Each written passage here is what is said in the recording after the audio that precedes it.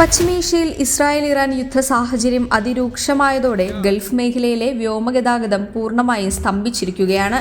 ഇതോടെ തമിഴ് സൂപ്പർ താരം അജിത് കുമാർ, തെലുങ്ക് നടൻ വിഷ്ണു മഞ്ജു, ബോളിവുഡ് നടി സോണൽ ചൗഹാൻ, മലയാളി പിന്നണി ഗായകൻ ബിജു നാരായണൻ എന്നിവരടക്കം നൂറുകണക്കിന് ഇന്ത്യക്കാർ ദുബായിൽ കുടുങ്ങിക്കിടക്കുകയാണ്. അജിത് കുമാർ കഴിഞ്ഞ കുറച്ചു ദിവസങ്ങളായി ദുബായിൽ കുടുങ്ങിക്കിടക്കുകയാണെന്ന വാർത്ത ആരാധകർക്കിടയിൽ വലിയ ആശങ്കയുണ്ടാക്കിയിരുന്നു. എന്നാൽ താരം സുരക്ഷിതനാണെന്നും പേടിക്കേണ്ട സാഹചര്യമില്ലെന്നും അദ്ദേഹത്തിന്റെ മാനേജർ വ്യക്തമാക്കിയിട്ടുണ്ട്. ദുബായിൽ കുടുംബത്തോടൊപ്പം കഴിയുന്ന തെലുങ്ക് താരം വിഷ്ണു മഞ്ജു പങ്കുവച്ച ദൃശ്യങ്ങൾ യുദ്ധഭീതിയുടെ ആഴം വ്യക്തമാക്കുന്നതായിരുന്നു.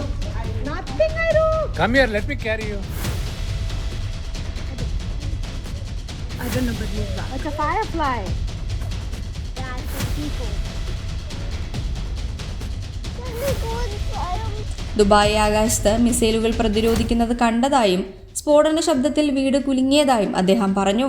തന്റെ കൊച്ചുമകൾ ഭയന്നുപോയെന്നും യുദ്ധമാർഗം ഗുണം ചെയ്യില്ലെന്നും വിഷ്ണു സോഷ്യൽ മീഡിയയിൽ കുറിച്ചു.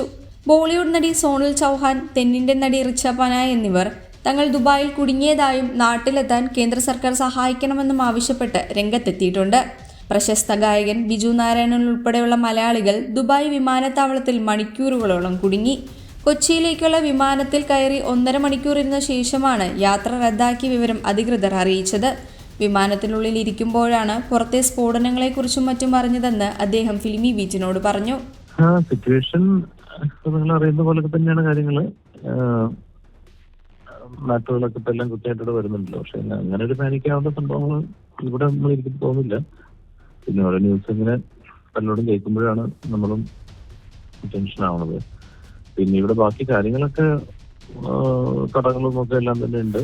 പിന്നെ ഇപ്പോ റമദാൻ സമയമായിട്ട് റെസ്റ്റോറൻറ്റ്സ് ഒന്നും ഇല്ല. ദുബായിലുണ്ട്, പക്ഷെ ഷാർജ അങ്ങനെയൊന്നും സ്ഥലത്തൊന്നുമില്ല. പിന്നെ ബാക്കിയൊക്കെ ആക്സിബിഷനിൽ ഇപ്പോൾ കുഴപ്പമൊന്നുമില്ല. ഇപ്പൊ നാളെ സ്കൂള് തുറക്കണമെന്ന രീതി കേൾക്കുന്നു. പക്ഷെ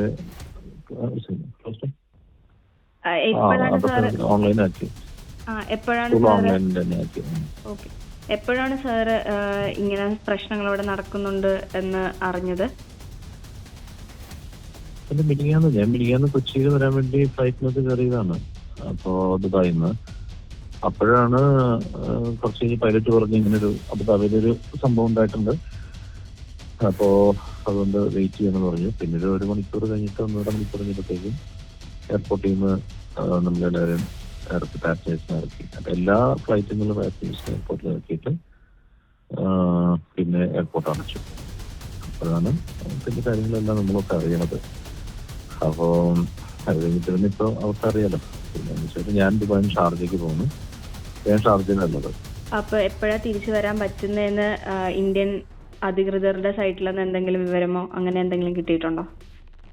ഇല്ല, ഇപ്പൊ നമുക്കൊന്നും അറിയില്ല. ഇപ്പൊ ഇപ്പോഴും കാര്യങ്ങൾ ഇങ്ങനെ നിൽക്കില്ല. അതുകൊണ്ട് ഇപ്പൊ എംബസിയുടെ ആൾക്കാരൊക്കെ അവര് വിളിക്കുന്നൊക്കെ ഉണ്ട് എംബസിയിൽ നിന്ന്. പക്ഷെ എന്നാൽ പോലും നമുക്കിപ്പോ ആർക്കും ഒന്നും പറയാൻ പറ്റുന്ന അവസ്ഥയല്ലല്ലോ. അപ്പോ അതാണിപ്പോ ഉള്ള അവസ്ഥ. ഇവിടെ ഗവൺമെന്റ് കാര്യങ്ങളൊക്കെ എല്ലാവർക്കും എല്ലാ രീതിയിലും കെയറിങ് ഗവൺമെന്റ് ചെയ്യുന്നുണ്ട്. എല്ലാവിധ സുരക്ഷ മാക്സിമം കൊടുക്കുന്നുണ്ട്. നിലവിൽ ദുബായ്, അബുദാബി വിമാനത്താവളങ്ങൾ ഭാഗികമായി അടച്ചിട്ടിരിക്കുകയാണ്.